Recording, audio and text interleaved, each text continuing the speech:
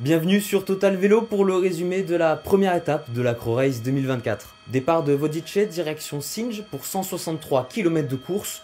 Au menu, plusieurs difficultés dont le Tezice, situé à 50 km de l'arrivée, et sommet de l'Acro-Race 2024 avec ses 925 mètres d'altitude. Au podium protocolaire, des beaux noms comme Barguil, Ganna ou encore Viviani et Christophe côté sprinter. Après une trentaine de kilomètres de bataille, l'échappée se dessine enfin.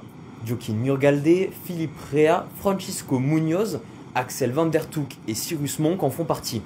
Les fuyards ont jusqu'à 7 minutes d'avance sur le peloton, mais les équipes DSM et Uno X contrôlent l'écart.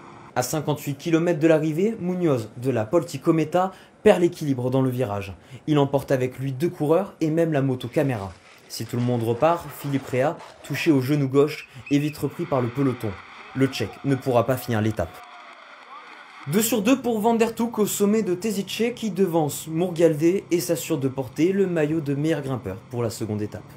L'écart fond rapidement sous l'impulsion du peloton. Au sommet, il ne compte plus que 3 minutes d'avance.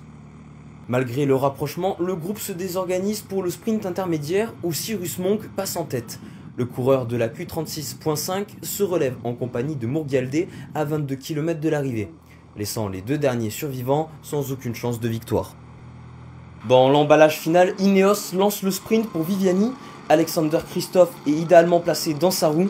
À droite de l'écran, il vient conclure le travail collectif d'Uno X. Il remporte cette première étape de l'Acro-Race devant les Italiens Giovanni Leonardi et Alberto Bruttomezzo. À 37 ans, le Norvégien décroche ainsi le 95e succès de sa carrière. Pour demain, malgré quelques cotes, les sprinteurs pourront à nouveau faire parler leur pointe de vitesse en direction de Novalja. Pour toute l'actualité cyclisme, rendez-vous sur notre site Total Vélo et nos différents réseaux sociaux. Et nous, on se donne rendez-vous demain pour un nouveau résumé.